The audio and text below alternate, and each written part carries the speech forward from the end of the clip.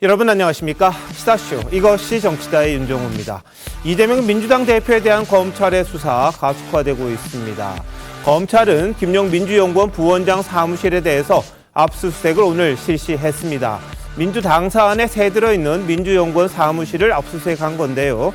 처음 간 이후 닷새 만에 재집행했습니다. 동시에 성남FC 후원금 의혹과 관련해서 이 대표의 최측근으로 꼽히죠. 정진상 정무조정실장에 대해서는 출국 금지를 했다는 보도까지 나왔습니다. 자, 이재명 대표를 향해서 검찰의 수사가 점점점 다가오는 것 아니냐 이런 해석이 가능한데요. 이 대표 대선 자금 수사 전문가들과 바로 짚어보도록 하겠습니다. 어서 오십시오. 안녕하세요. 네, 국정감사 참석을 보류했던 더불어민주당 오늘 다시 국감에 복귀를 했습니다. 오전에 민주연구원 압수수색에 반발해서 일단 연기를 했다가 지금 들어온 건데요. 내일 윤석열 대통령의 국회 시정연설이 있습니다. 여기는 정상적으로 임하지 않겠다 이런 뜻을 밝히기도 했는데요. 자, 이재명 대표를 둘러싼 이 사법 리스크의 현실화 관련 화면으로 저희가 준비했습니다. 김용 부원장은 오랫동안 믿고 함께 했던 사람인데 저는 여전히 그의 결백함을 믿습니다.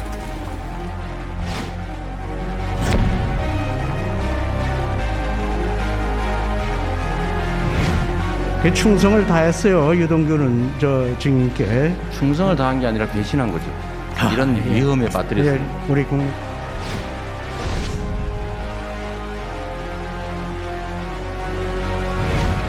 오전 8시 45분쯤 검사 등 17명이 민주당 매파층 민주연구를 기습적으로 들어왔습니다.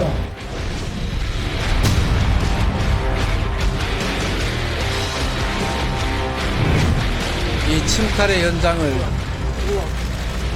외면하지 않고 지켜보겠습니다. 국민 여러분께서 이 역사의 현장을 잊지 마시고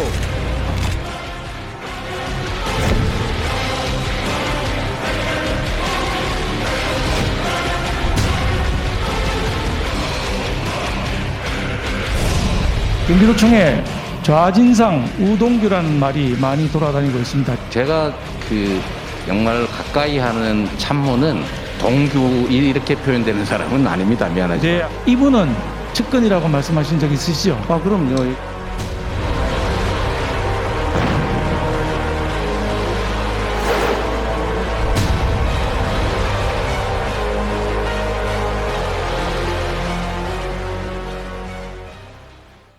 네, 오늘 검찰의 압수수색 민주연구원에 대해서 행해졌습니다. 자, 김광상 변호사 나오셨는데 네. 닷새 만에 다시 했거든요. 검찰이 어떤 의지를 갖고 한 걸까요, 이건요? 일단 뭐 2차 때는 이제 물리력에 의해서 저지됐지 않습니까? 네. 그래서 결국 그때도 이제 박범계 의원이 뭐 이미제추 형식으로 하자 그렇게 얘기를 했었어요. 그런데 당시에 담당을 했던 부부장이 이것은 우리가 협의해서 하는 게 아니다. 이건 검찰의 압수수색영장을 발부를 받아가지고 왔기 때문에 이것은 원칙에 의해서 이제 집행할 수 없다 이런 얘기를 했었잖아요. 그래서 결국 오늘 아침 일찍 들어와서 압수수색을 한 걸로 보입니다. 그런데 민주당에서는 뭐 그 박성준 대변인이 나와서 뭐 이름도 밝히지 않고 그냥 직원들 따라 들어와서 압수수색을 했다 이런 얘기를 하고 있어요. 그런데 압수수색 영장이 있기 때문에 사실은 김용 부원장 사무실 들어갈 수 있고 이제 고지 자체는 김용 본인 또는 이제 변호사 이제 가족이 있다면 가족한테 하는 거거든요. 그래서 민주당한테 이것을 미리 고지할 필요는 없어요. 그래서 과연 저곳에서 네. 어느 정도의 증거를 과연 압수했는가? 예.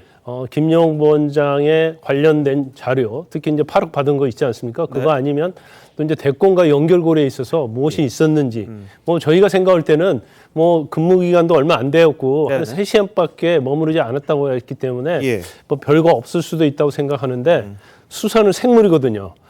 전혀 의도치 않은 곳, 네. 생각지 않은 곳에서 증거가 나올 수 있기 때문에 예. 검찰에서는 사무실을 압수수색한 걸로 보입니다. 알겠습니다. 지금 보여드리는 옆에 화면이 검찰이 압수수색을 하러 민주당사에 들어오는 것부터 해서 이 현관을 들어오는 모습입니다. 저희들이 한번 설명을 해드릴게요. 자, 검찰 수사관들하고 검사가 지금 오른쪽에 이 민주당사 앞에 도착을 했습니다. 경찰이 보통은 지키고 있죠. 거기에 대해서 이제 압수수색과 관련된 이야기를 했고 들어옵니다. 한 10대 명 되는 것 같고요. 민주당사 앞에 도착을 했습니다. 민주연구원이 새들을 살고 있고요. 자, 그런데 이 현관문에서는 지금 앞에 보이시는 분이 지키시는 분 같아요. 검찰에서 왔다고 하는 것 같은데 전화를 겁니다. 전화를 걸면서 이제 어떻게 할까 물어보겠죠. 그런데 이 순간 태그를 하고 들어오는 아마 직원이 있는 것 같아요. 그 직원이 들어오니까 검찰 수사관들이 같이 우르르 몰려왔습니다. 그런데 보시면 알겠지만 막으려고 하니까 검찰에서 수사관 쪽인가 계속 이야기를 합니다. 이거 막으면 공무집행 방해다. 뭐 카메라를 달고 왔다 이런 말도 있었기 때문에 계속해서 막기는 힘들었을 거예요. 물리력으로는요. 그래서 엘리베이터가 오니까 같이 따라 올라가는 그런 상황입니다. 그러니까 압수수색을 하면서 경찰은 당연히 공무집행하러 왔다니까 들여줬을 거고 현관에서는 막혀 있었는데 민주당 직원이 들어가면서 태그를 하고 그러니까 신분증을 태그하면 문이 열지 않습니까? 그럼 문이 열리는 순간 같이 들어갔는데 이걸 놓고 민주당에서는 영장을 보여주지 않았다. 이런 이야기를 합니다. 어떻게 보십니까? 아니 김광선 변호사 조금 전에 말씀하셨듯이 민주당의 영장을 보여주지 않아도 되는 거죠. 민주연구원 쪽에다가 이렇게 영장 집행을 하러 왔습니다 하는 걸 고지하면 되는 거고 잘 아시다시피 민주당과 민주연구원은 완전히 다른 법인이에요. 우연히 저 건물 내에 민주연구원이 그 꼭대기층에 있을 뿐이지 사실은 완전히 다른 거예요. 그러니까 민주당사에 대한 침탈이 아니고 민주연구원에 대한 압수수색입니다. 그렇기 때문에 영장을 민주당 사람들한테 보여줄 이유는 없는 것이고 그러니까 제가 보건대는 저게 압수수색 집행을 지금 재시도하는 거잖아요. 그러니까 저 뒤에 화면에 보면 누가 이렇게 카메라를 들고 가는 장면이 보여요. 그러니까 아마 검찰로서는 최대한 책 잡히지 않도록 그래서 처음부터 끝까지 모든 것을 법원의 영장대로 합법적으로 진행하고 있는 것으로 보이고 바로 그런 점 때문에 지금 민주당이 저거를 물리적으로 저지할 수 없었던 것 아닌가 이렇게 생각이 듭니다. 알겠습니다. 자, 오늘 가까스로 이제 국회 법사위가 시작은 됐습니다. 근데 검찰의 압수수색과 관련해서 여야 공방은 계속됐습니다. 한번 보시죠. 정부 여당 윤석열 대통령 민생에 올인해도 부족한 상황입니다. 어떻게 아무리 야당이 밉다고 하더라도 국정감사의 한 복판에 야당 당사를 압수수색을 할 수가 있습니다. 어떻게 일부러 이렇게 정치를 파행시키고 국회를 파행시키고 민주주의를 유린하겠다는 이런 각본이 없으면 정치 기획이 없으면 저는 이렇게 할 수 없다고 생각합니다. 기동민 간사님의 민생에 올인해도 부족하다라는 말씀에 전적으로 동감을 합니다. 그런데 우리 법사위 국감을 내팽개치고 용산으로 달려간 정당이 그리고 국회의원이 과연 누굽니까? 국민의힘의 여의도 연구소가 만약에 압수수색 영장을 집행받는 경우에 여러분들은 어떻게 생각하시겠습니까? 판사가 발부한 영장이긴 하나 그 영장의 집행의 일시를 정함에 있어서 이것은 국회에 대한 도발이고 국정감사에 대한 도발이고 국정감사 방해 행위입니다. 국정감사 때문에 중요 범죄에 대한 수사가 중단될 수도 없습니다. 민주당은 검찰의 수사를 정치쇼라고 하고 있지만 오히려 지금 민주당의 모습이야말로 이재명 대표를 위한 국감쇼를 하고 있는 것이 아닌가 의문입니다.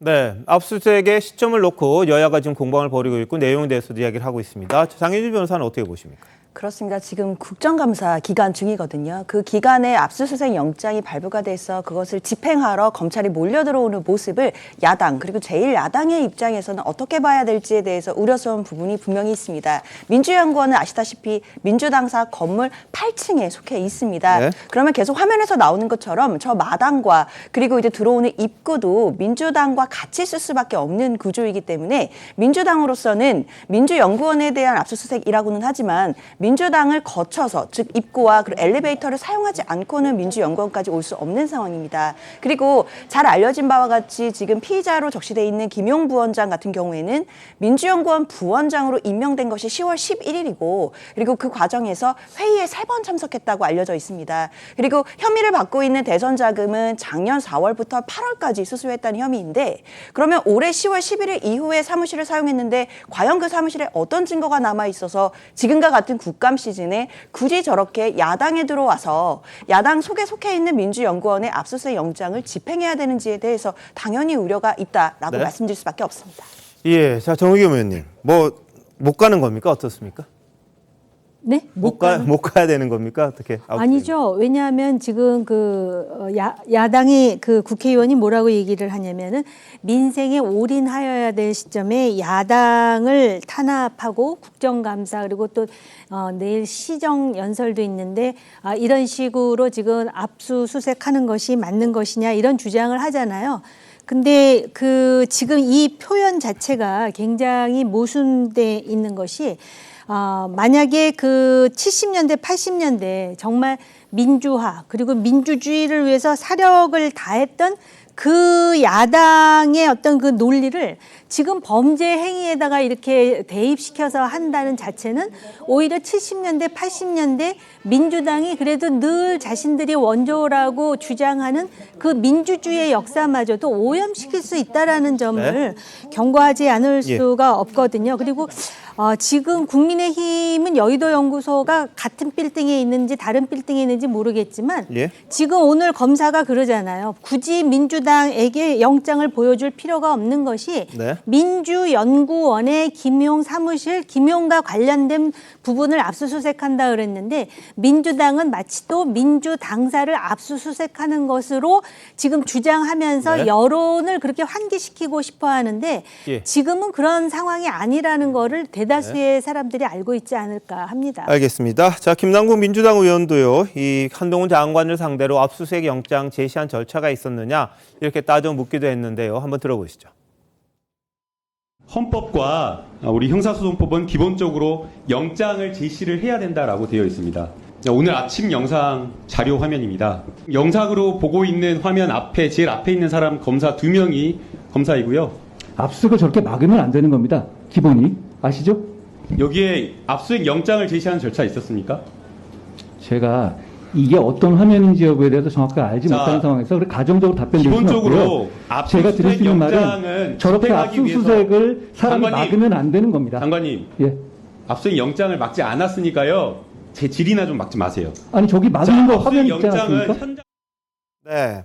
자, 아까 보셨던 화면입니다. 영장 제시 안 하고 그냥 들어오는 게 이게 정상이냐 뭐 이런 지적을 한 겁니다. 근데 한 장관은 가정적으로는 답변 드릴 수 없고 압수수색 사람이 막으면 안 된다 이런 원론적 이야기를 했어요. 어떻게 보셨어요? 뭐 제가 볼 때 CCTV 내용이 나와 있으니까 또 고소고발 하셔가지고 사실 확인된다면 뭐 생각이 들어요. 왜냐하면 여야 모두 마찬가지입니다만 뭐 토론은 다 팽개치고 어떤 검찰 또는 법원에다가 고소고발을 해서 이 문제에서 풀고 있기 때문에 좀 그렇게 하면 된다는 생각이 드는 건데 문제의 핵심은 지금까지 제1야당에 대한 압수수색을 진행을 해서 저렇게 내용을 가지고 온 적이 없었습니다. 다 이미 제출 방식으로 진행이 됐었기 때문에 지금은 어떤 형태로든 법률이 집행된 것이라는 생각이 드는 것이고 계속 별도 법률이라고 말씀하시는데 민주당 당대표는 이재명 당대표이고요. 민주연구원 이사장은 이재명 당대표입니다. 어떤 형태로든지 그것이 두 개라고 얘기한다고 하더라도 민주당에 대해서 압수수색을 진행하는 측면들이 분명히 있고요. 그다음에 말씀하신 것처럼 오늘 가서 가져온 게 그 컴퓨터 관련해서 파일 19개를 추출해서 6개를 갖고 왔다고 그러는데 그중에 파일 3개가 같아서 총 4개 가져갔다고 얘기하는 거예요. 그러니까 저렇게 파일 4개를 가져가려고 소위 집권 야당, 아니죠. 제1야당에 대해서 압수수색을 진행을 한다라고 하는 것. 그리고 그 압수수색 영장에 의하면 김용 부원장은 제가 알기로 5번 나와 있고 이재명 당대표는 12번 나왔다고 얘기한다면 본질적으로는 이 압수수색 영장의 핵심은 이재명 당대표에게 가 있는 것이 아닌가라고 하는 의구심을 갈 수밖에 없는 측면들이 분명히 있는 것이죠. 전 그래서 이번에 가져간 4개의 파일이 전 어떤 내용인지 검찰이 좀 공개했으면 좋겠어요. 그야말로 국정감사 중간에 제1야당 당사를 압수수색해서 가져간 4개의 파일이 불법 정치자금과 관련해서 그렇게 네. 중대한 내용인지에 대해서 좀 확인을 꼭 해줬으면 좋겠습니다, 검찰이. 예, 알겠습니다. 자, 오늘 뭐 국회 법사위에서는요, 한동훈 장관을 상대로 야당 의원들이 질의를 하면서 김의겸 의원 같은 경우에는 술자리 의혹을 제기했다가 한 장관에게 바로 이 반격을 당했다고 그래야 되나요? 그런 일이 있었습니다. 지금 저희들이 영상을 바로 보여드리지 못하고 있어요. 왜냐하면 지금 늦게 그게 돼가지고 준비를 하고 있으니까 잠시만 기다리시면 한동훈 장관이 김의겸 의원과 주고받는 술자리 논란과 관련해서 주고받는 화면을 저희들이 조금 이따가 보여드리겠습니다. 근데 이런 가운데 이제 민주당이 압수수색에 굉장히 반발을 했고 이재명 대표는 이 관련 말을 하다가 울컥하게 됐네요. 보시죠. 국정감사 도중에 야당의 중앙당사 침탈이라고 하는 대한민국 민주주의 역사 정당사에 없던 참혹한 일이 벌어지고 있습니다. 비통한 심정으로 이 침탈의 현장을 외면하지 않고 지켜보겠습니다. 국민 여러분께서 이 역사의 현장을 잊지 마시고 퇴행하는 민주주의 꼭 지켜주시기를 바랍니다. 네, 울컥했네요. 비통한 심정으로 이 침탈의 현장을 외면하지 않고 지켜보겠다. 퇴행하는 민주주의 꼭 지켜달라 이런 말을 했습니다. 자, 최영 편집장님 어떻게 보셨습니까? 저런 것이 이제 과거 전두환 정부 그리고 노태우 정부 그리고 그 당시 이후에 여러 가지 이제 야당에 대한 그 여야 관계 이런 데서 이제 우리가 상당히 많이 봤던 장면입니다. 저희가 과거 정치부 기자 하던 시절에. 근데 그 이후에 이제 김영삼, 김대중 이렇게 쭉 이어오면서는 저런 역사가 별로 없었어요. 근데 문제는 사실은 지금 야당 당사에 대한 압수수색 이게 마치 처음인 것처럼 얘기하는데 그렇지는 않아요. 굉장히 여러 번 있었습니다. 심지어는 경찰이 집권당에 대해서 압수수색을 한 적도 있고요. 그래서 그 중에는 이제 압수수색에서 거기에 당사에 숨어 있던 사람을 구인해 간 경우도 있었고, 그 다음에 지금 말씀하신 것처럼 아까 서로 협의하에 일정 부분 임의 제출 받아서 간 적도 있었고, 여하튼 여러 차례 있었다 하는 점이고, 그러나 지금 저기 민주주의를 지켜달라 그래서 마치 지금이 무슨 민주화 투쟁 당시 야당이 집권당에 의해서 탄압을 받고 있는 것처럼 자꾸 프레임을 짜서 이재명 대표가 지금 얘기를 하는데, 그 부분은 저희가 여기서 자 이게 정말 야당 탄압이냐 하는 부분은 또 자칫 잘못하면 정쟁적 정파적 주장으로 엇갈릴 가능성이 있고, 그거는 저는 유보하고요. 결국 그런 부분은 국민들이 판단하지 않을까. 지금 저게 법원에 의한 영장 집행인지 아니면 정말 야당 탄압에 의도가 있는 건지 이런 부분은 저희가 단정적으로 얘기할 수는 없는데 일단 법원이 압수수색 영장을 내준 거 아니겠습니까? 그 부분은 명확해 보이고 집행 과정에서 어떤 불법 행위는 없는 것으로 보입니다. 예. 자, 이재명 대표는 이제 울컥하기까지 하면서 지금 압수수색에 대해서 강하게 반발하고 내일 대통령의 시정연설에 아마 민주당 의원들은 보이콧할 가능성이 커 보입니다. 어떤 식으로 이 윤 대통령에 대해서 이 저항의 움직임을 보일지는 모르겠습니다만 오늘 민주당에 새들어 있는 민주연구원 압수수색과 관련해서 민주연구원도 아니죠. 이 김용 부원장의 사무실에 대한 그리고 그 자리에 대한 압수수색에 대해서 민주당이 크게 반발하고 있는데 지금 이재명 대표 쪽에서는요. 또 다른 최측근이죠. 정진상 정무조정실장에 대한 출국 금지 보도도 하나의 부담이 되고 있습니다. 자, 두 사람, 그러니까 정진상, 김용 어떤 혐의를 받고 있는지 저희가 한번 정리를 해봤는데요. 자, 이재명 대표가 본인이 말한 측근, 정진상, 김용 한 분은 지금 구속이 돼 있고 한 명은 출국 금지가 됐다는 보도가 있었습니다. 자, 이 관련된 분이 바로 유동규, 남욱 두 사람입니다. 지금까지 김용 부원장에 대해서는 8억여 원의 대선 자금이 건너갔다는 의혹이 있고요. 그 전에 이제 1억 원 받은 게 있고 술 접대 의혹은 양쪽으로 다 지금 새로 나오는 보도에 따르면 2013년에 술을 엄청 먹었다, 100번, 1000번 이런 인터뷰까지 할 정도로 보도는 나와 있습니다. 이게 유동규 전 본부장의 주장이긴 합니다만 술 접대 의혹이 하나 있고요. 그리고 정진상 실장에 대해서는 또 5천만 원을 줬다는 의혹도 이 유동규 남욱 이쪽에서 나왔습니다. 그리고 지금 검찰이 제대로 수사하고 있는 건 이제 성남 FC 후원금 의혹인데 이와 관련돼서 이제 정진상 정무실장에 대해서는 지금 출국 금지가 돼 있다 이런 보도들이 나왔습니다. 유동규 남욱 이분들이 지금 재판을 받고 있는 상황이고 이 과정에서 이 윗선에 대한 이야기들을 하나둘씩 지금 하고 있는 그런 분위기인데 이 어디까지 이야기가 나올지 어디까지가 진실일지 이번 사건을 바라보는 하나의 이 정확한 결과가 나와야 되지 않겠느냐 이런 이야기들이 좀 나오고 있습니다. 자, 김광석 변호사 어떻게 보십니까? 이 혐의들에 대해서는. 일단 이제 검찰은 그런 것 같아요. 이제 대장 등 의혹과 관련해서 이게 이재명 대표가 성남시장에 있었던 때 일어난 일이잖아요. 그래서 이제 행정과 관련된 부분에 있어서는 정진상이 좌지우지를 했고, 그다음에 이제 성남 시의회와 관련해서는 김용희 시의원으로서 그 당시에 분위기 잡고 여러 가지 했다고 이렇게 보고 있는 것 같아요. 그런데 지금 이제 김용 부원장은 이제 구속이 됐고요. 이제 정진상 실장에 대해서 출국 금지 시켰다는 것은 어느 정도의 혐의를 잡고 있다 이렇게 말할 수 있는 거죠. 그래서 성남 FC와 관련된 부분 또 유동규 전 본부장이 또 이 얘기했잖아요. 2014년도에 5천만 원 줬다는 거. 그다음에 술접 때도 뭐 100번 1000번 했다 이런 얘기를 하고 있어요.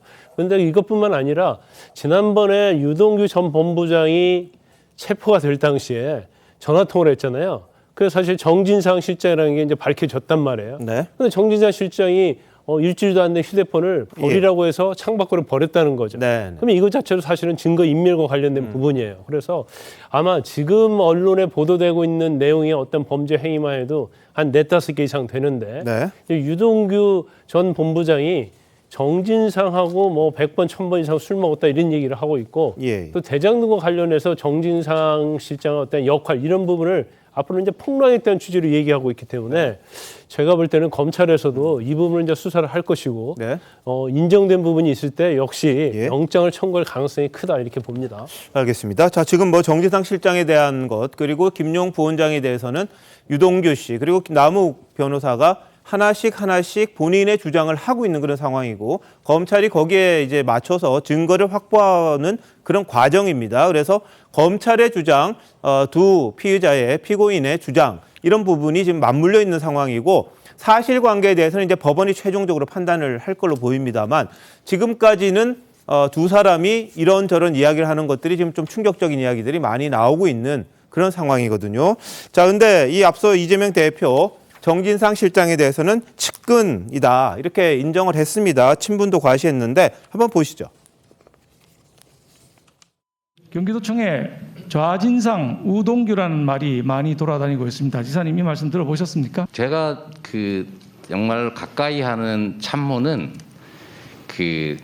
동규 이렇게 표현되는 사람은 아닙니다. 미안하지만. 네, 이분은 측근이라고 말씀하신 적 있으시죠? 그럼요.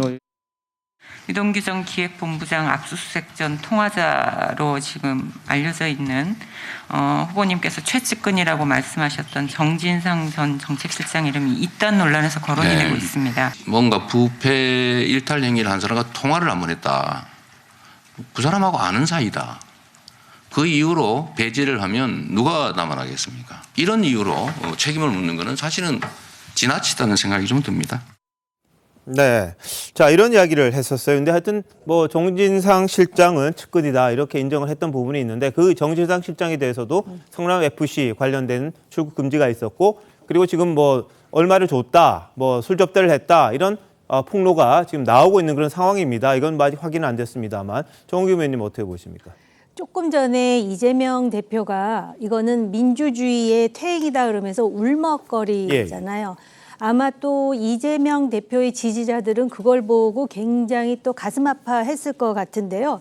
조금 전에 우리가 목록에서 봤듯이 지금 그 같은 측근 중에 측근이라고 하는 동지들의 지금 문제가 뭐냐면 1억을 받았다, 5천만 원을 받았다, 뇌물을 받았다, 정치자금을 받았다, 후원금을 받았다, 심지어는 술접대를 100번 받았다, 1000번 얘기도 나오거든요. 그런데다가 심지어 어떤 사람들은 노무현 대통령과 그 안희정 전 충남지사와의 관계를 이재명, 김용 관계로 또 비유하는 사람들도 있는데요. 예. 적어도 안희정은 민주화의 투사였어요. 적어도 민주주의라든지 그 시대의 엄혹한 권위주의에서 같은 어떤 동지애를 느끼면서 뭔가를 했는데요. 이게 지금 후원금, 대선자금, 술접대 이거하고 그거를 비교하는 건 민주당 사람들은 부끄럽지 않은지 제가 되묻지 않을 수가 없고요. 더군다나 성남 일원에서 재건축 조합장, 리모델링 조합장 이런 인연으로 만나가지고 지금 우리가 범죄 행위에 대해서 얘기하는 것이지 정치활동과 관련해서 얘기하는 게 아니지 않습니까? 그런데 지금 단순히 야당이라는 이유로 이 범죄 행위에 대한 그 문제에 대해서 진실을 규명하는 과정을 네. 야당에 대한 탄압이다, 퇴행하는 민주주의라고 그렇게 일갈하는 예. 거는 오만한 거죠. 오히려 본인이 떳떳하다면 수사를 받고 본인이 이 문제에 대해서 매우 깨끗하다라는 거를 입증하는 게 이재명 대표로서의 할 일 아닌가 싶어요. 예, 뭐 근데 정진상 정무실장 입장에서는 이런 이야기를 해요. 불법 대선 자금 일구의 가치도 없는 허구다. 이미 검찰, 경찰 소환에 응해서 조사를 받았고 16일에는 압수수색 당해서 핸드폰도 뺏겼고 출국 금지도 당했다. 이런 입장을 밝혔습니다. 그러니까 본인은 충실히 수사를 받고 있고 조사를 받고 있고 돈 받은 적도 없고 술 접대 이런 부분에 대해서도 아니다. 이렇게 주장을 하는 것 같습니다. 자, 정윤주 변호사 보실 때는 어떻습니까? 일단 유동규 전 본부장이 뭔가 심경의 변화가 있던 네. 어떤 이유에서든 지금 진술이 바뀐 것은 분명합니다. 그렇기 때문에 대장동 의혹이 지난 1년간은 배임이라든지 뇌물 혐의로 재판 중이었는데 이제 정치자금, 그것도 대선자금이라는 또 하나의 챕터로 또 넘어가는 그런 모양새가 됐습니다. 예. 특히 이 과정에서 이재명 대표의 최측근이라고 알려져 있는 정진상 실장 얘기까지도 지금 나오고 있는 상황인데요. 하지만 정진상 실장 입장에서는 지금까지 완강히 부인하고 있고 전혀 받은 바 없고 지금 관련해서 압수수색까지 당해서 휴대폰도 이미 빼앗긴 상태라고 했고 출국 금지도 당한 상태라고 했으니까요. 앞으로 수사 과정에서 어떤 얘기들이 좀 더 나올 것 같긴 합니다. 다만 지금 흘러나오는 얘기들은 유동규 전 본부장의 어떤 진술에 의한 것인데 그 진술이 과연 맞는 것인지 또 허위의 가능성은 없는 것인지 이런 부분들도 앞으로 재판 과정이라든지 또 진행될 수사 과정에서 조금 더 따져봐야 될 것 같습니다. 그래야겠죠. 자, 그런데 지난번 기억나실지 모르겠습니다. 유동규 전 본부장이 검찰 압수수색 후 김용 부원장이 통화를 해서 이 정진상 실장이 수사를 지휘하는 검사장과 이야기가 다 돼 있다. 그리고 체포 안 할 테니까 병원으로 가라. 이런 이야기를 했다는 거고요. 또 정진상 실장이 휴대전화를 버리라고 해서 버렸다. 그때 기억나시죠? 전화기 던져지고 경찰은 못 찾고 검찰이 나중에 찾고 뭐 이런 적이 있었지 않습니까? 검찰이 못 찾고 경찰이 찾은 그런 일이 있었죠. 자, 그래서 그때 휴대전화와 관련해서 유동규 전 본부장 어떤 일이 있었는지 한번 보시죠.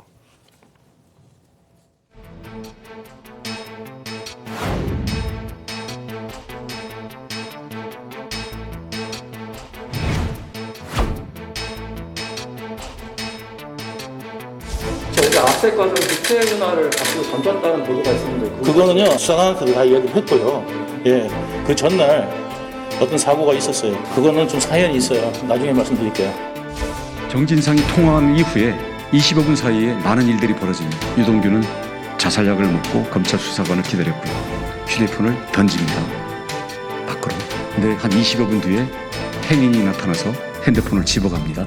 유동규의 압수수색과 체포 이후에 이에 대한 대비책들이 진행이 됐던 것이죠. 그 핸드폰을 집어갔던 사람은 정진상 및 백의 지인입니다.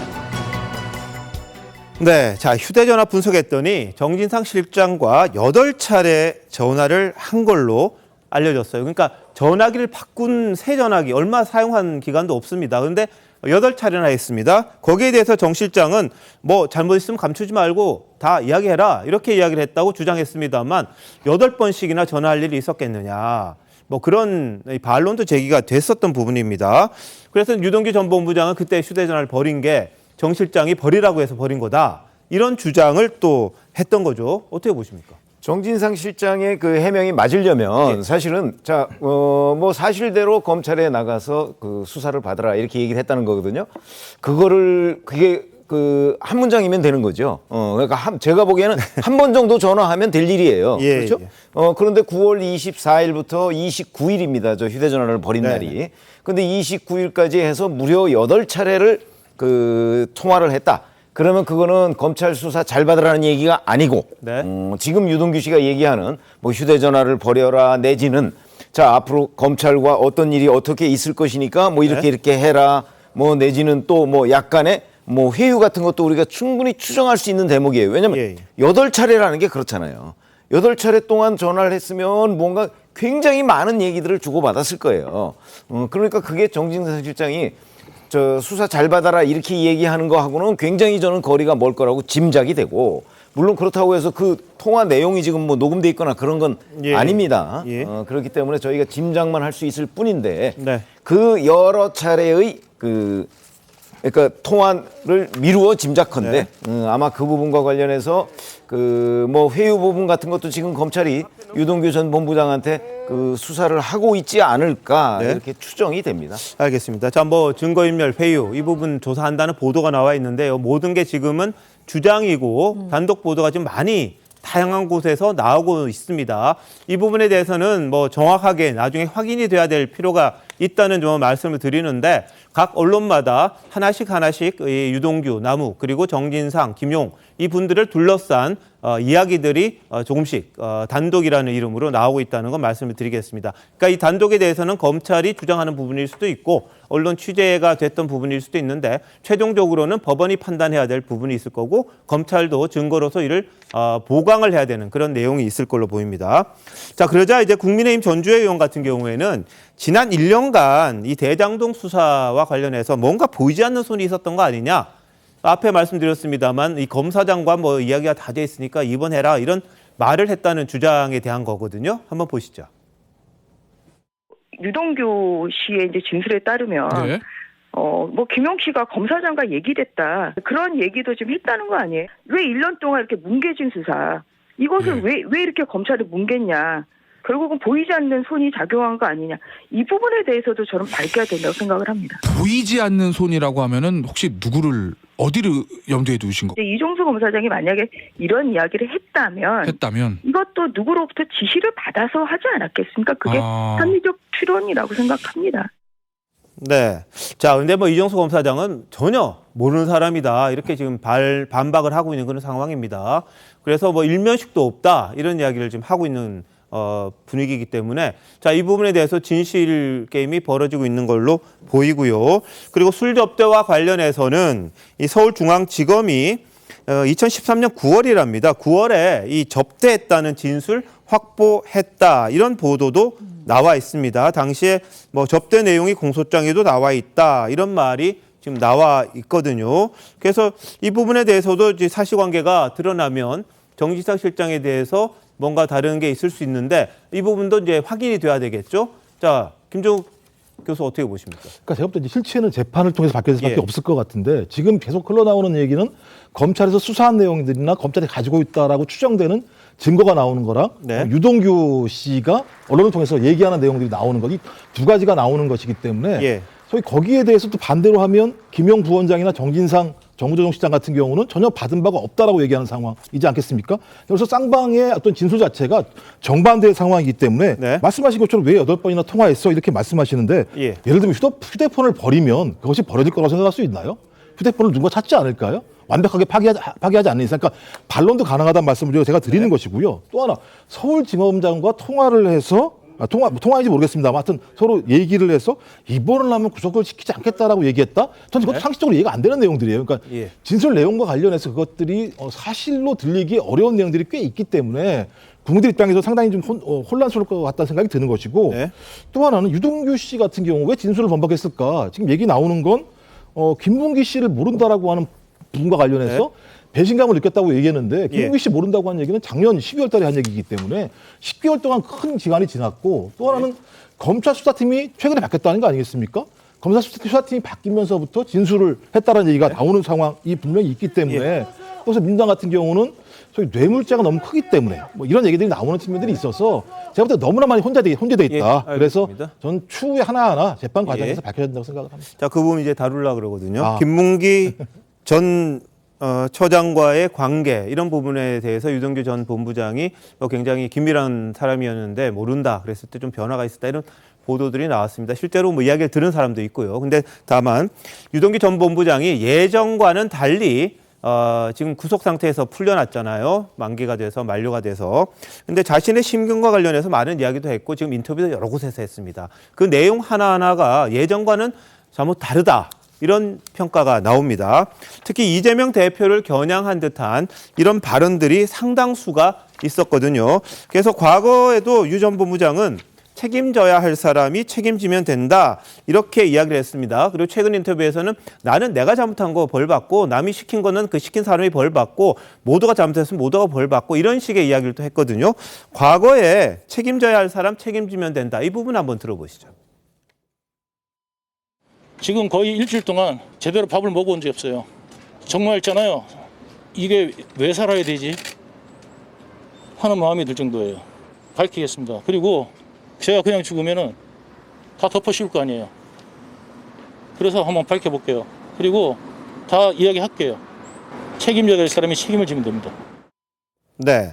그리고 근데 그전에는 뉴스전에 대해서는 일절 이야기를 안 했습니다. 1년 전만 해도 이 대표와의 친분을 물었을 때 좀 거리를 두려고 했어요. 그때 이야기 이어서 한번 들어보시겠습니다. 이재명 지사와는 그럼 개인적 친분은 없으신가요? 개인적 친분 같은 거를 엮으려고 하지 마세요. 네. 같이 일하다 보면은요, 친분이 생길 수도 있는 거예요. 일 못하면 그냥 가치 없는 거니까 그 사람 많은 데서 회의하다가도 질문했는데 모르면 왜 모르냐. 이런 질문이 바로 나옵니다. 저는 정말 공직이라면 환멸을 느끼고 더 이상 공직에 있고 싶지도 않았고 제가 제일 후회하는 순간이 공직에 들어간 순간이라는 생각을 하고 있거든요. 예. 자, 근데 기자들이 이제 최근에 이 다른 입장을 이야기하니까 왜 그럼 그때 그랬느냐 그랬더니 의리? 이 세계에 그런 거 없더라. 지금까지 착각 속에 살았다. 구치소 1년 있으면서 이 세상 너무 헛된 것만 쫓아다녔구나 이런 생각이 들었다는 거예요. 그러고요. 대선 자금은커녕 사탕 하나 받은 게 없다. 이 이재명 대표의 기자회견에 대해서는 굉장히 재밌더라. 이런 말까지 했습니다. 그러면서 뭐 지금 작은 돌 하나인데 큰 돌 날아가면 어떡할래? 뭐 이런 이야기까지 했거든요. 추가 폭로까지도 뭐 시사를 했는데 자, 김광상 변호사님 이건 어떻게 봐야 될까요? 그 유동규가 석방된 다음에 한 얘기를 전체 종합해보면 이제 그걸 가지고 추론을 합니다. 그러니까 유동규 전 본부장의 말이 사실인 걸 전제로 해서 추론을 해보면 사실 본인이 어떤 대장동과 관련된 문제가 발생했을 때는 사실은 이재명 현 대표하고 관계가 가까우면 가까워질수록 이재명 대표에게는 불리하게 되는 거죠. 그러니까 그때는 시나리오에 의해서 나는 멀리 했다. 그런데 이제 문제가 되는 게 어떻게 문제가 됐냐면 사실은 대통령 선거에서 이재명 대표가 떨어졌잖아요. 그런 다음에 본인의 희망은 이재명 대표 대통령이 되면 뭔가 나를 보호해 줄 수 있다고 이렇게 생각했을 거예요. 그런데 그 와중에서 쭉 보니까 오히려 본인을 무시하고 모른 척하고 이런 부분이 앞으로 향후에 자기의 이익이 되지 않는다고 생각했을 가능성이 크고. 잠시만요. 유동규 전 본부장 지금 재판에서 나옵니다. 한번 들어보시죠. 그러니까 이제 형제들이라고 불렸던 이제 그런 사람들의 어떤 생각이나 내용들이 저는 순수한 면이 있었다고 생각을 했고 그때 함께해도 좋겠다 이런 생각을 했었지만 그런 내용들이 이 사건 터지고 난 다음에 원래 이제 좀 어려울 때 진면목을 본다고 하잖아요. 이제 그런 부분에서 좀 제가 생각했던 것들은 상당히 다르구나 라는 거를 좀 느끼게 됐습니다. 실명은요? 몇 가지만 하겠습니다. 그 자금 용처에 대해서만 좀 한 말씀. 그건 검찰에서 나중에 다 밝히겠습니다. 변호사 회의 정상도 한 번만 말씀해 주실래요? 네. 네, 지금 유동규 전 본부장 재판 마치고 지금 나오는 과정인데요. 자금 용처는 검찰에서 지금 조사하고 있고 밝힌다 그랬다고 그랬고요. 형들 뭐 이런 의리 이런 부분에 대해서 다시 이야기를 했습니다. 뭐 자기가 착각하게 됐다 이런 부분들에 대해서 이야기를 하면서 지금 기자들 질문 몇 개를 받고 이제 갔어요. 김 변호사님 하시다가 그쳤는데 지금 저거 보니까 어떠세요? 본인 의리 얘기하잖아요. 예. 그러면 내가 사실은 모든 걸 뒤집어 쓰고 구치소에 가면 뭔가 의리에서 본인을 보호해주고 도와줄 거라고 생각을 했던 거죠. 그런데 지금 뭐 거의 1년 동안 구치소에 있지 않았습니까? 네. 그런데 오히려 뭐 변호사를 선임했는데 본인이 말한 것처럼 가짜 변호사. 그러니까 본인을 변론하기 위한 변호사가 아니고 예. 본인이 검찰에서 어떻게 진술했는지 이런 것을 빼내기 위한 변호사가 선임이 되고 또 일방적으로 또 변호사들이 자기를 변론하겠다고 왔다는 거예요. 그러면 본인의 입장에서 보면 자기는 정치의 희생양이라고 생각했을 가능성이 크고요. 그다음에 본인이 지금 대장동 개발과 관련해서 구속된 사람 중에서요.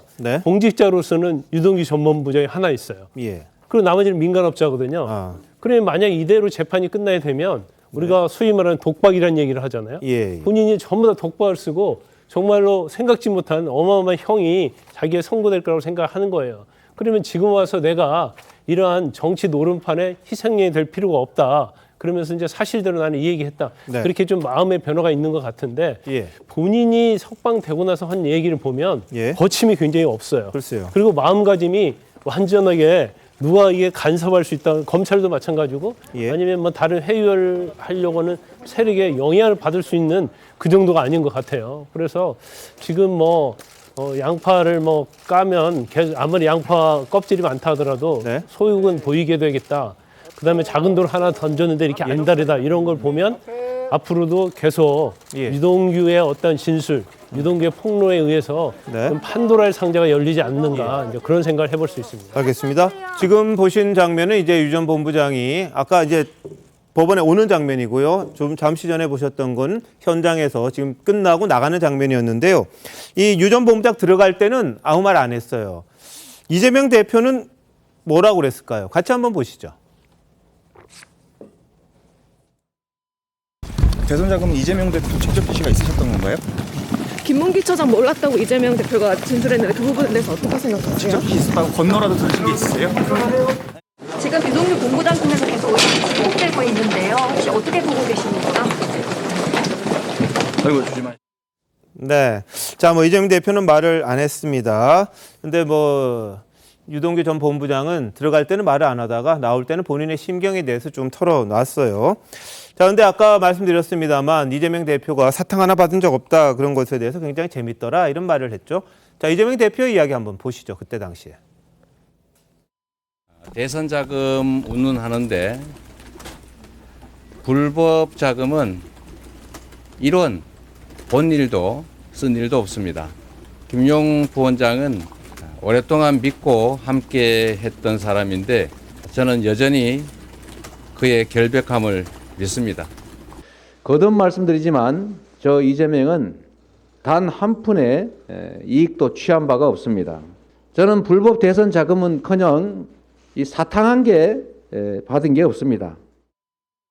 예, 자, 이 대표는 저렇게 이야기를 했는데 유동규 전 본부장은 재밌더라, 말리겠다, 뭐 작은 돌 하나인데 큰 돌 날아가면 어떡할. 이재명 대표 입장은 어떨까요, 지금요? 그러니까 이재명 대표는 자 유동규 전 본부장이 과연 어디까지 알고 있을까 하는 부분에 아마 본인도 굉장히 궁금할 가능성이 있고요. 그런데 저거는 잘 아시다시피 정치인들은 지금까지 정치자금 받은 부분에 관해서 늘 검찰에서든 아니면 기자들을 만나서든 또는 국민들을 만나서든 저런 식의 부인들이 굉장히 많았어요. 그러니까 저 자체로 저는 뭐 무슨 법률적으로 큰 의미를 둘 필요는 없다. 다만 저거에 대한 사실관계는 앞으로 검찰 수사가 뭐 있을 거잖아요. 있으니까 그 부분에서 1차 결론이 날 것이고 최종적으로는 법원에 가서 이제 판결이 날 텐데 그 과거의 뭐 한명숙 전 국무총리 같은 경우도 봐도 대법원까지 확정 판결이 나도 그래도 결백하다고 주장하는 정치인들이 꽤 많거든요. 그런 사례를 볼 때 아마 이재명 대표의 저런 입장은 저는 뭐 끝까지 유지될 가능성이 대단히 높은데 그러나 문제는 검찰 수사 결과 그다음에 법원의 뭐 선고 뭐 이런 거에서 어떤 판결이 나느냐가 훨씬 더 중요하다. 지금 이재명 대표의 반발이나 해명이나 뭐 이런 거 가지고서는 객관적인 사실관계를 좌우할 수는 없다. 이렇게 봅니다. 유동규 전 본부장이 그냥 그야말로 입이 열린 것 같습니다. 그리고 나오는 말들이 굉장히 좀 자극적이고 또 때로는 거침없는 모습들인데요. 그 발언들 중에서 이제 법률적으로 의미 있는 것들, 즉 그러니까 뭔가 재판 과정에서 증거로 쓰일 만한 것들이 있는지 그 여부도 또 구별해 보아야 될 것 같긴 합니다.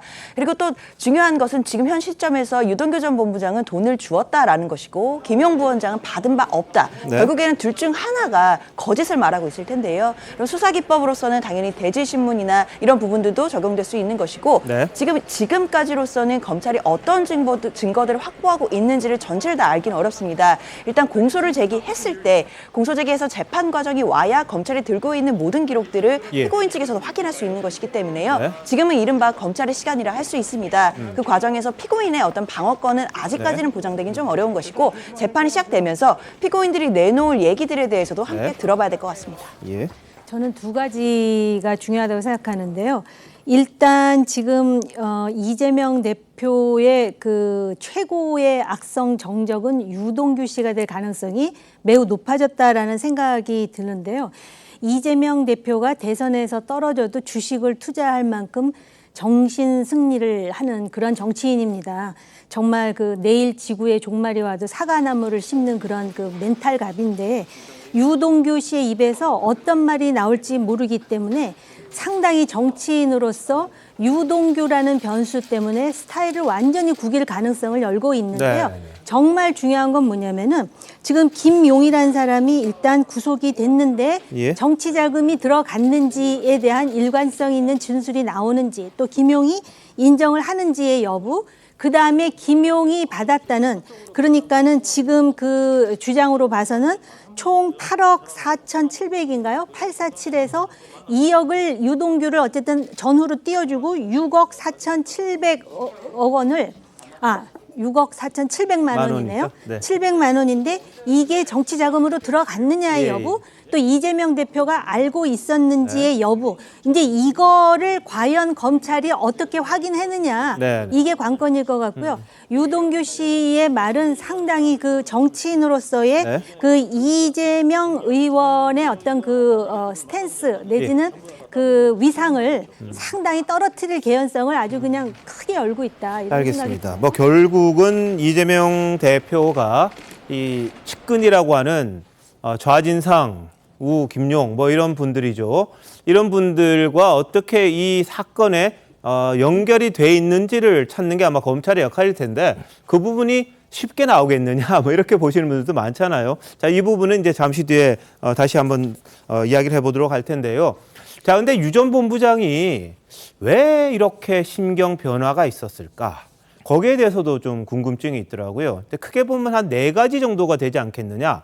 첫 번째가 김문기 전 처장을 이재명 대표가 몰랐다고 한 그 부분에 대해서 좀 실망했다. 이런 내용이 하나 있고요. 그 두 번째가 뭐냐면 자신을 감시하려고 아까 뭐 김광선 변호사 이야기하셨습니다만 변호사를 붙여주긴 했는데 자기를 오히려 변호하기보다는 좀 감시하려고 보낸 게 아니냐. 뭐 이런 의혹이 좀 있었다고 합니다. 그리고 하나는 검찰이 굉장히 증거를 갖고 들이대니까 이거 다 알고 있는 거 아니야? 이런 생각이 들었다는 거고요. 좀 마지막으로는 본인은 빚만 3천 있는데 김용이나 이런 분들은 집을 사서 굉장히 재테크를 잘했더라. 나는 뭐야? 뭐 이런 마음이 좀 있었다. 이런 해석들이 나옵니다. 이건 뭐 정확한지 아닌지 모르겠는데요. 그래서 일단 김문기 전 처장을 몰랐다고 했던 이 대표 그리고 김문기 전 처장 유족들의 이야기 먼저 보시겠습니다. 산하 직원이고 뭐 해외 출장도 같이 갔는데 어떻게 모를 수 있냐 그러지만 제가 뭐 그 실제로 하위 직원이라서 기억이 안 나고요. 오늘 시장님하고 본부장님하고 골프까지 쳤다? 오늘 너무 재밌었고 좋은 시간이었어. 변호사 시절 때부터 연을 맺고 대장동 사업에 온몸과 마음을 바친 아버지를 성남시장 재직 시절 표창까지 받고 유동규 본부장과 함께 골프까지 같이 친 아버지를 이재명 대선 후보는 기억하지 못하고 있습니다. 정말 납득이 가지 않습니다. 네, 자, 저 참 모르겠습니다. 개인적인 부분이 아쉽기도 하고 아들 입장에서는 굉장히 막 마음이 쓰라릴 텐데 저런 부분에 대해서 이제 유동규 전 본부장을 뭐 만났던 분 이야기가 그렇더라고요. 좀 이때 좀 충격을 받았다. 이런 이야기를 했다는데, 자, 김광선 변호사님, 제가 언급했던 4가지 정도, 그게 뭐 영향이 있었을까요? 당연히 영향이 있었다고 보고요. 그다음에 앵커께서 말씀하신 것 중에 제가 이제 나머지는 워낙 언론에서 많이 얘기하기 때문에 생략을 하고 2가지만 얘기 드릴게요. 가짜 변호사 얘기가 나오거든요. 근데 일반적으로 범죄인이 여럿이 있는 공범관계에 있는 경우에 이제 주범이 있고 종범이 있습니다. 그런데 주범이 잡히지 않고 종범만 잡혔을 때는 주범 측에서 변호인을 선임을 해줘요. 근데 변호인을 선임을 해주는 이유가 종범이 주범이 어떤 범죄의 역할을 할지 이런 것을 수사기관에서 말하지 않도록 하고, 또 어떤 얘기를 했을 때 이제 그러한 진술 이런 것을 얻기 위해서 선임을 해주는 경우가 있어요. 그래서 아마 유동규 씨 입장에서는 자기에 대한 변호사 선임이 자기를 위한 변론이 아니고 자기가 검찰에서 어떻게 진술했는지, 또 이게 유수전인 뭐 정진상이랄지 아니면 김용 부원장과 관련된 어떤 얘기, 또 경우에 따라서는 이재명 대표와 관련된 얘기를 하지 않았는가, 이런 거 어떻게 보면 감시라고 정보를 빼기 위해서 선임을 해줬다 이렇게 볼 수가 있어요. 그러면 사실 이건 자기를 위한 변호사를 선임해 준 게 아니라 정치인들 자신들을 위한 변호사를 선임해 준 거기 때문에 거기에 이제 배신감을 굉장히 느꼈다고 볼 수가 있고요. 그 다음에 그 대한민국 검사의 수사 능력이 이 정도인지 몰랐다 이런 얘기를 하거든요. 그런 이야기가 나오더라고요. 그런데 아마 이 얘기 자체는 본인이 말을 안 했는데 증거를 계속 들이대는데 상상하지도 못할 것을 이미 확보하고 있으니까 이 부분에 대해서 이제 본인이 말할 수밖에 없었다 이런 취지인 것 같습니다. 그런데 지금 소위 말하는 이제 윤석열 사단이 이재명 대표 관련된 수사에 다 팀으로 들어가 있잖아요. 그런데 제가 뭐 검사 출신이고 방송에서 여러 번 얘기했습니다만은 윤석열 사단의 특수통 검사들이 대한민국 검찰 역사에 있어서 가장 실력 있는 검사들이에요. 그런가요? 왜 그렇게 되었냐면 문재인 정부 때 적폐 수사, 국정농단 사건 하면서 수사를 워낙 많이 하고 수사 기법에 있어서 정말 많은 경험을 했기 때문에 수사 능력에 있어서는 이전의 검사들과 비교할 수 없을 정도로 타의 추종을 불허한다고 생각합니다. 그래서 그런 수사 능력을 이번에 이제 대장동과 관련된 또 유동규 전 대표와 관련된 수사에 있어서 좀 역량을 보여준 게 아닌가 그런 생각을 해보는 거죠. 자, 근데 대한민국 검찰이 이 정권이 바뀌었다고 수사 능력이 달라지고 그런 것도 문제 아닐까요? 김정욱 교수님 어떻게 보세요? 그러니까 저는 예를 들면 지금 검찰이 얘기하는 사항들을 좀 기정사실인 것처럼 말씀하시는 측면들이 있어서 그러니까 수사를 잘하니까 수사한 내용들은 사실일 거야. 이건 제가 볼 땐 법원이 판단한 문제인 거죠. 그렇죠. 저희가 언제부터 검찰의 수사 결과에 대해서 다 그걸 인정하고 살아왔었습니까? 그랬다면 저희가 검찰개혁 하자는 얘기를 하지도 않았었겠죠. 그러니까 나온 내용을 보게 되면 진술이 있고요. 정황이 있고요. 그다음에 증거로서 메모가 있는 것 같아요. 근데 진술도 마찬가지입니다만 진술은 유동규 씨의 진술인 것이고 정황도 마찬가지로 CCTV 얘기가 나오는데 이것도 제가 알기로는 정 변호사까지 돈이 전달된 내용에 대한 내용이 나온 거고요. 메모도 마찬가지입니다만 정 변호사까지 한 내용만 나온 거예요. 실제로. 지금까지 나온 부분과 관련해서 검찰이 밝혀야 될 부분들은 유동규 씨한테 돈이 어떻게 갔는지, 유동규 씨가 아까 말씀하신 4차례에 걸쳐서 어떻게 전달했는지에 대해서는 나온 내용이 하나도 없어요. 실제적으로는요. 하지만 앞에 있는 내용만 가지고 언론에 주로 다 나온 내용들이죠. 그 내용만 가지고 당연히 유동규 씨가 김용 부원장한테 줬을 거라고 얘기하고 있는데 김용 부원장은 그런 얘기를 하지 않고 있는 상황이기 때문에 검찰의 수사 기법이 얼마나 뛰어난지에 대해서는 아직까지 확인할 수는 없다. 앞으로 재판을 진행하는 과정에서 진짜 뛰어난 검찰의 수사 기법에 따라서 우리가 지금까지 얘기했던 내용들이 사실이라면 그걸 인정하겠습니다만 만약 사실이 아니라면 어떻게 되는 거죠? 제가 볼 땐 그렇다면 검찰이 자기들의 수사 내용들을 갖다가 거짓된 내용들을 흘려가지고 이런 일이 벌어진다는 측면이 분명히 있기 때문에 앞으로 좀 지켜봐야 될 전 대목이라 생각이 듭니다. 제가 뭐 누누이 말씀드렸습니다만 이 검찰의 주장, 지금까지 나온 건 검찰의 주장 내지는 유동규 씨의 진술입니다.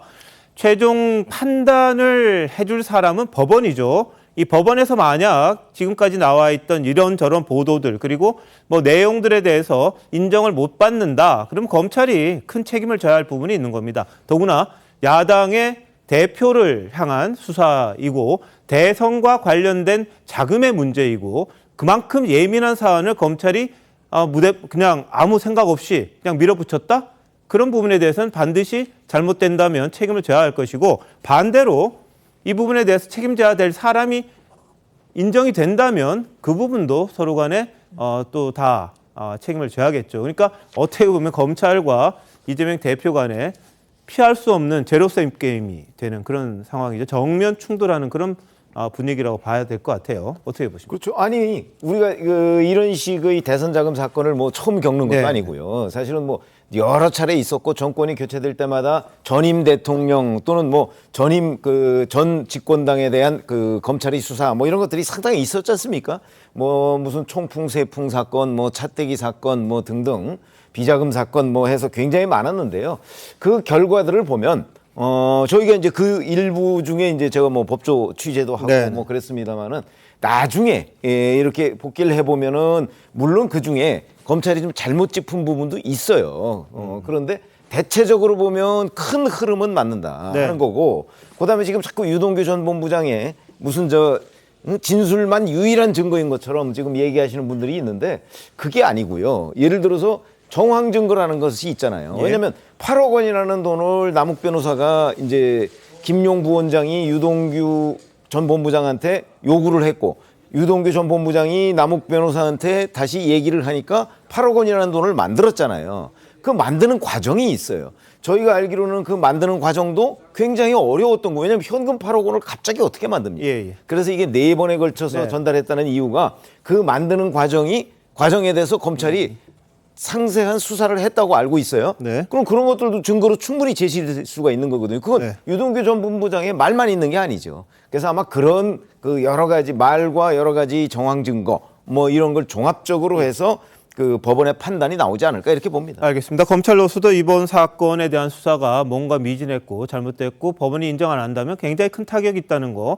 안 그래도 뭐 검찰 개혁의 이야기들이 많이 나왔던 부분이 있었기 때문에 거기에 대한 큰 책임을 인식하고 수사를 하지 않을까 싶습니다. 억지 수사한다고 이게 될 건 아니고요. 증거와 이 충분한 내용으로서 이 입증을 해야 되지 않겠나 싶습니다. 자, 아까 제가 말씀을 드렸던 부분 한번 짚어보겠습니다. 오늘 국회 법사위가 엄청나게 뜨거웠답니다. 김의겸 의원이 한동훈 장관에 대해서 뭐라 그랬냐면 윤석열 대통령 뭐 유명 로펌 변호사들과 함께 청담동에서 술자리를 가졌다. 이런 의혹을 제기했기 때문입니다. 여기에 대해서 한 장관은 자괴감을 느낀다. 내 장관직 걷게 한번 붙어보자. 뭐 이런 식의 입장을 내놨어요. 자, 일단 한번 보시죠. 제가 제보를 받았습니다. 7월 19일 밤인데요. 그날 술자리를 가신 기억이 있으십니까? 책임 있는 말씀을 좀 해주시죠. 네? 매번 이렇게 뭐 어디서 들으셨는지 모르겠지만 매번 그렇게 허황된 말씀을 하시는데요. 어떤 근거로 말씀하시는지 질문을 다 해보시죠. 청담동에 있는 고급스러운 바였고요. 그 자리에는 그랜드 피아노가 있었고 첼로가 연주됐습니다. 기억나십니까? 일단 질문 다 해주시면 제가 답 드리겠습니다. 아니 석 달 전인데 기억에 답변을 못 하시나요? 아니, 의원님은 계속 저한테 허황된 거짓말만 해놓으신 다음에 끝난 다음에 사과도 안 하시잖아요. 자, 그 자리에 김앤장 변호사 30명 가량이 있었습니다. 그리고 윤석열 대통령도 이 자리에 이 청담동의 바에 합류를 했습니다. 기억나십니까? 다 말씀해 주십시오. 네, 그럼 좋습니다. 화면 좀 봐주시겠습니까? 이분은 기억나십니까? 저는 처음 보는 분인데요. 의원님, 잠깐 네. 제가 자, 기회를 그러면, 드리겠습니다. 의원님, 자, 이분 말씀하시기 처음 전에 보시는 제가 분이에요? 기회를 드릴게요. 아니요, 나중에 하세요. 어느 언론사 기자가 이분에게 확인을 받았습니다. 한번 녹음을 한번 들어봐 주시기 바랍니다. 한동훈 장관하고 윤석열 대통령하고 김현장 변호사들 이렇게 같이 모임이 좀 있었잖아요. 그날 모임은 이제 어떤 취지였는지 한번 좀 얘기를 듣고 싶어서. 그건 제가 대통령과 한동훈이 자리에서 그 일어난 일을 내가 말할 수는 없죠. 그날 어쨌든 그 특별한 안건이 있었던 것은 아닌가요? 그러니까. 그런 거 없습니다. 구체적인 내용 그리고 더 풍부한 내용을 바탕으로 해서 시민 언론 더 탐사에서 오늘 밤 보도가 될 예정입니다. 더 탐사는 한동훈 장관을 스토킹했다고 해서 한동훈 장관께서 그 신고를 했던 바로 그 언론사입니다. 자, 그러면 이 자리에 있었던 그분의 한번 그 녹음을 들어보겠습니다. 오늘 김앤장 애들을 모아놓고 하는 거였어. 근데 한동훈에 윤석열까지 다 온 거야. 와가지고 술 마시고 노래 부르고. 아니 경호원들도 있었을 거 아니야. 경호원들 다 있었지. 아니 한동훈은 먼저 왔어. 우리 첼리스트가 연주부터 한 곡 하고, 우리, 장관님 오셨으니까, 클래식으로 너무 좋대. 노래 부르더라? 안정훈이? 노래를 불러? 나중에 윤정이 그랬거든. 자기 동백아가씨 그거 하는데 자기도 연주해달래. 윤식언니 클릭이? 그 동백아가씨 자기가 부르겠대. 연주해달래. 해줬어. 저는 뭘 했나요? 왜 안 나오죠? 뒤에? 예. 자, 상식적으로는 참 이해가 안 되는 이야기죠. 뭐 종합을 해보면, 그러니까 뭐 로펌, 그러니까 김앤장이라고 대한민국 최고의 로펌 변호사 30명이 모여 있는 자리에 윤 대통령하고 한동훈 장관이 와서 술 마시고 노래 부르고 했다. 이 내용입니다. 그걸 김의겸 의원이 그 뭔가요? 시민 언론 더 탐사라는 곳에서 오늘 보도할 내용입니다. 그걸 제보를 받았는데 너 갔느냐 이렇게 물어본 거죠. 거기에 대해서 한동훈 장관은 아니 왜 자꾸 거짓말로 묻냐 이런 이야기를 한 거예요. 자, 김광삼 변호사님 어떻게 들으셨어요? 저 녹취록을 들으면요. 예. 다 사실처럼 들려요. 예. 왜냐하면 구체적이잖아요. 김앤장 변호사 30명, 예. 뭐 동백아가씨 나오고 한동훈 뭐 노래 부르고 클래식하고 첼로 나오고 뭐 악기 이름까지 나오잖아요. 그런데 이제 상식적으로 생각해보면 그때가 이제 7월 19일이라는 거예요. 지난 7월 19일입니다. 작년이 아니고. 거기에 대통령이 그 자리에 정말 갔을까? 물론 이제 장관이나 대통령도 갈 수가 있겠죠. 뭐 술집 가지 말란 법은 없죠.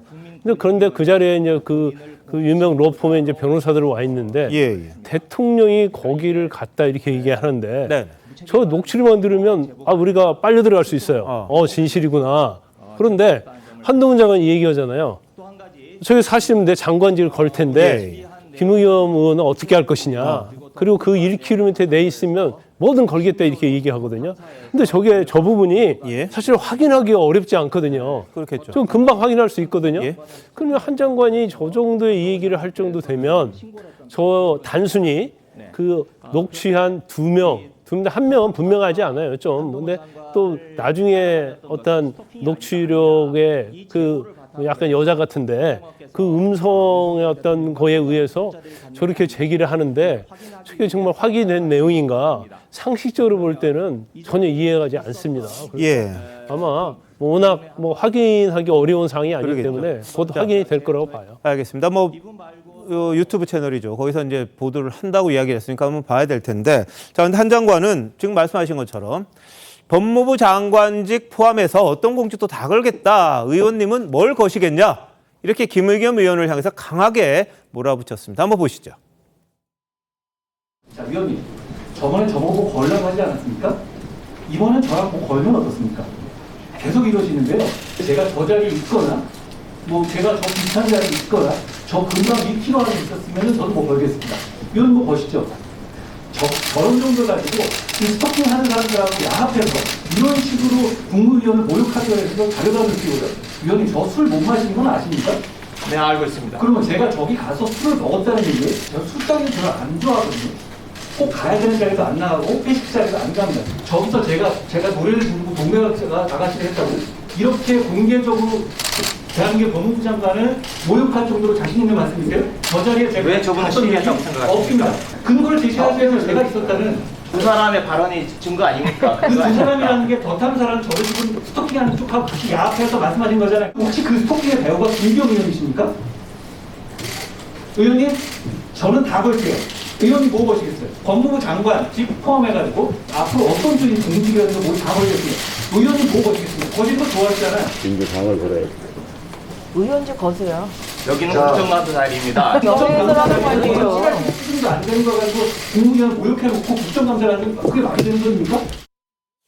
자, 국정감사가 저렇게 이상한 의혹 제기로 좀 진행이 되고 있는 그런 상황이었습니다. 자, 어떻게 보십니까, 이거? 아니, 저는 뭐 이상한 의혹 제기라고 보지는 않아요. 그런가요? 그러니까 적어도 그 술자리에 같이 있었다는 여성이라고 지금 주장하는 사람의 음성이 나옵니다. 그렇죠?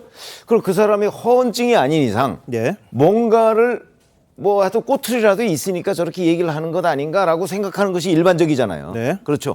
그런데 문제는 그 상황이 도저히 이해가 안 되는 거고 그다음에 지금 한동훈 법무부 장관이 상당히 흥분한 듯 보여요. 예. 그러니까 또 저거만 보면 얼마나 사실이 아니면 저렇게 흥분하겠어. 이렇게 생각하기 쉬운데 저희는 저 두 가지 장면을 다 봐가면서 자, 누구 말이 옳다 이렇게 얘기할 수는 없죠.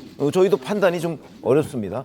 다만 제가 좀 궁금한 대목은 저 아까 김의겸 의원이 얘기한 부분 중에서 자, 윤석열 대통령이 경호원까지 다 데리고 청담동까지 가서 술을 마시고 노래를 불렀다 하는 네. 부분이 상식적이지 않아요. 예. 제가 그래서 7월 19일 찾아보니까 또 평일이에요.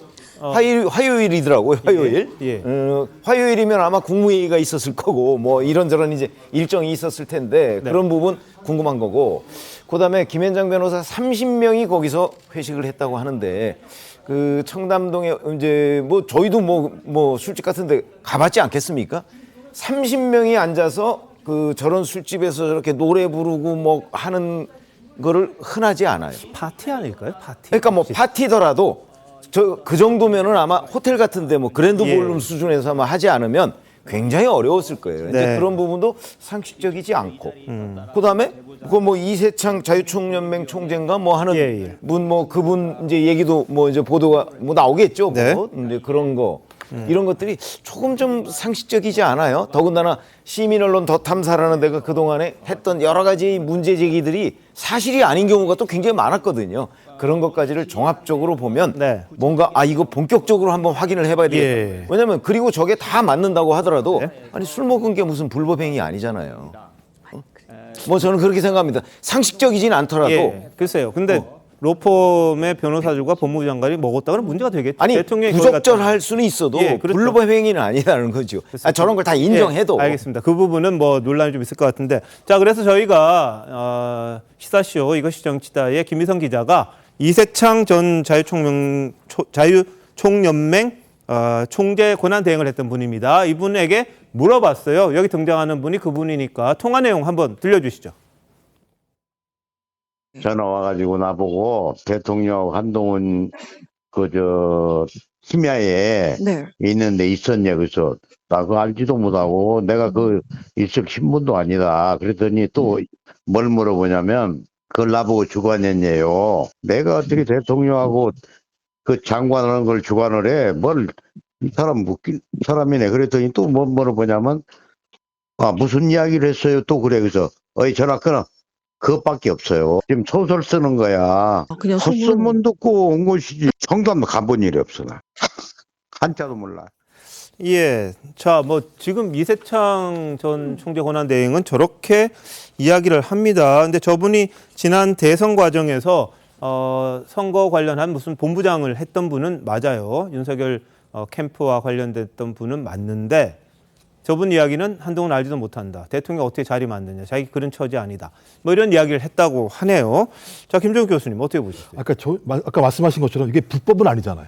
그러니까 수사할 대상은 아니기 때문에 제가 볼 때는 확인할 방법이 별로 없는 거라는 측면들이 분명히 있는 거죠. 아마 제가 이 확인을 한다면 제가 볼 때 언론이 취재를 통해서 이것저것 확인을 해서 나온 내용들이 앞으로 있다면 거기서 확인할 수 있다는 생각이 들긴 하는데 또 역으로 따지면 김의겸 의원 같은 경우도 국정감사장이니까 면책 특권이 있단 말이에요. 저렇게 얘기한다고 해서 큰 문제가 될 부분 아니라는 생각이 드는 것이니까 그래서 저는 과거에 김의겸 의원이 한 얘기 중에서 또 사실이 아닌 것이 분명히 있기 때문에 무엇이 진실인지 정확히 모르겠습니다만 만약에 이게 사실이라면 큰 문제가 있는 건 사실인 거죠. 말씀하신 것처럼 법무부 장관이 특정한 로펌에 있는 변호사들과 그것도 한두 명도 아니고 30명과 같이 만나서 술자리를 했다라고 얘기하는 건 직무상 그것이 올바른 것인가라는 문제 하나하고 또 하나는 대통령께서 계속 복합위기라고 말씀하신 상황에서 그 엄중한 시국에 또 특정한 로펌과 술자리에서 노래까지 부르셨다고 얘기한다면 국민들 입장에서는 그것이 뭐 불법은 아닙니다만 대통령이 국민에게 말씀하셨던 내용과 본인의 어떤 행보는 매우 다른 측면들이 보이기 때문에 큰 논란이 될 수 있을 것 같은 생각은 들긴 합니다만 저는 만약에 이것이 사실이 아닐 때 발생할 파장, 그러니까 민주당에 대한 또는 김의겸 의원에 대한 신뢰감의 문제가 분명히 있기 때문에 근데 이것도 그렇다고 검찰 보고 수사라고 하신 내용도 아니잖아요. 그러니까 제가 볼 때는 발빠른 언론들이 검찰만큼 수사를 좀 잘하셔가지고 언론분들이 취재를 해서 좀 밝혀주시면 좋지 않을까 이런 생각이 들긴 합니다. 알겠습니다. 뭐 저게 궁금해요. 사실 뭐 문제가 있다면 만약 사실이라면 저건 뭐 제가 볼 때는 엄청난 일이라고 봅니다. 어떤 불법이고 뭐를 떠나가지고 대통령이 로펌 변호사들과 30명과 그것도 술 먹고 했다? 글쎄요, 사실인지 참 고개가 갸우뚱합니다. 저 시민 언론 더 탐사의 그 뭐 보도라는 걸 한번 보시죠. 네, 한번 보고 판단하는 게 맞을 것 같습니다. 알겠습니다. 내일 다시 한번 봐야 될 것 같은데, 자, 다른 민주당 의원도 김의겸 의원 의혹 제기에 뭐 가세하긴 했는데 어떤 내용이 또 오갔는지 한동훈 장관의 답변과 같이 들어보시겠습니다.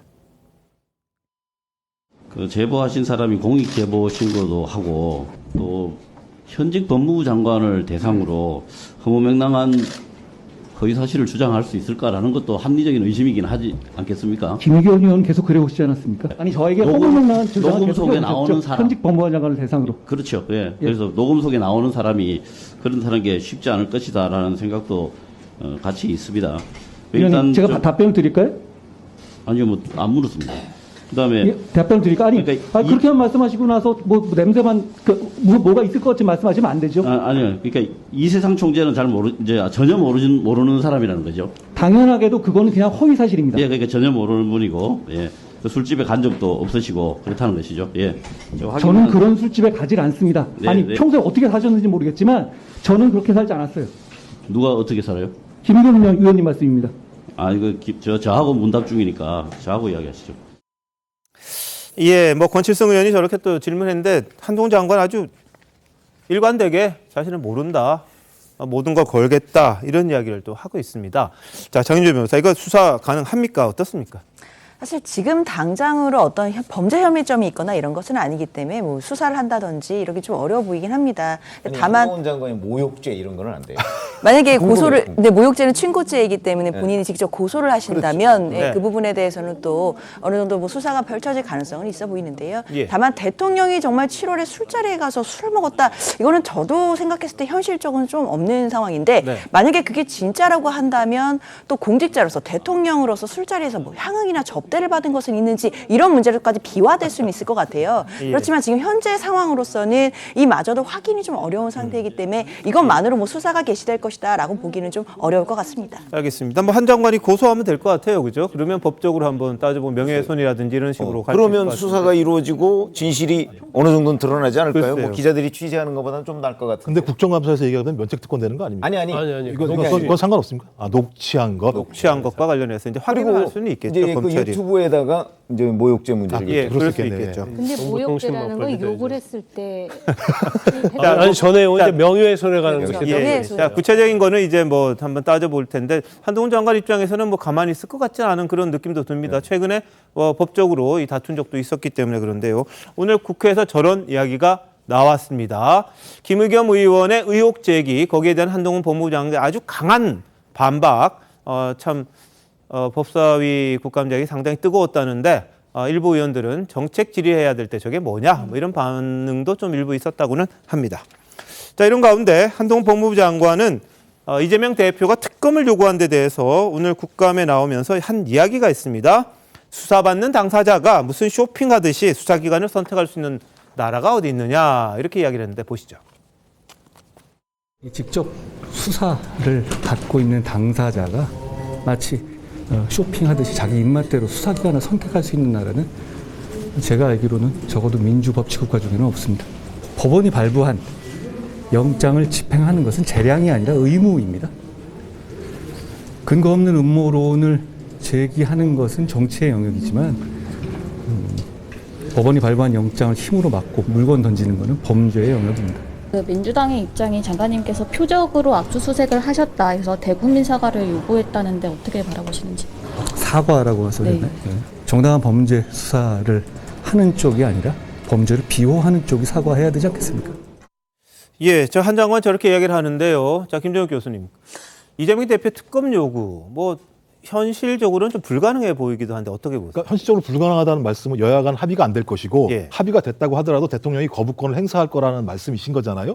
근데 당연히 저는 야당 입장에서 지금 검찰의 수사 자체가 불공정하다고 판단하는 상황에서 야당이 가질 수 있는 권한이라고 하는 건 특검 요구밖에 없는 상황이에요. 근데 네. 그것도 하지 말라고 말씀하시는 건 말도 안 되는 것이고 그다음에 뭐 범죄 혐의가 아직까지 범죄 혐의가 입증된 게 아니라서 다투고 있는 상황인 거잖아요. 거기다가 당대표가 특검을 주장한 게 무슨 쇼핑한다고 말씀하시는 게 말이 됩니까? 당대표가 개인입니까? 저 특검을 주장했을 때에는 민주당 내부의 지도부 간의 협의를 통해서 어떤 방향으로 갈 것인가에 대한 결정을 하고 난 다음에 국민에게 설명을 하고 있는 건데 거기에 대해서 쇼핑한다고 얘기하시면 상대적으로 오만한 거죠. 저런 방식의 접근이. 자, 뭐 김용 부원장 측이나 이재명 대표 측에서는 박찬대 최고위원 통해서 입장문 냈는데 정치자금 그렇게 요구한 적 없다. 중차대한 선거에서 어떻게 그런 걸 할 수 있느냐 이런 이야기도 했고요. 전혀 8억 수수 사실이 아니라고 그랬습니다. 이재명 대표는 어제 SNS에 이 김만배, 남욱 이 두 사람이 자신에 대해서 이야기했던 내용들을 올려가면서 이 사실관계에 대해서 반박을 했습니다. 한번 보시죠. 그러니까 이거를 기가 막히게 이재명이가 했는지 누가 했는지 아주 정밀하게 해놨네. 정밀하게 했지. 그래서 내가 욕을 많이 했지. 응? 공산당 같은 했더니 근데 이재명이는 난 놈이 아니야. 이 김만배 등 이분들이 저를 온갖 욕을 했습니다. 본인이 직접 육성으로 한 말도 있습니다. 공산당 같은 XX 뭐 등등 이렇게 저를 원망하고 욕했습니다. 이랬던 사람들이 이 사업이 다 끝난 다음에 이제 다 성남시로부터 무슨 도움받을 일도 없는데 그 원망하던 저를 위해서 돈을 줬다. 대선 자금을 줬다. 이게 말이 되는 얘기겠습니까? 네, 이 대표의 일관된 반박이 이겁니다. 어떻게 보셨습니까? 우선 이 주장은 김만배 씨가 그 신앙님 전 언론노조 위원장하고의 대담에서 나온 대장동 사건 직후에 나온 건데요. 조선일보에서 그 신앙님이라는 사람에 대해서 뉴스타파와 연결이 됐다라는 기사도 잠깐 나왔고요. 바로 저 인터뷰에 또 윤석열 현 대통령의 부산저축은행 의혹까지 제기하는 걸로 봐서는 매우 기획적이다라는 의혹이 있습니다. 알겠습니다. 이 부분도 이제 뭐 법원에서 한번 따져봐야 될 것 같습니다. 잠시만요. 대한민국 이슈의 중심, 스타쇼 이것이 정치다. 여기까지입니다. 내일 다시 찾아뵙겠습니다. 고맙습니다.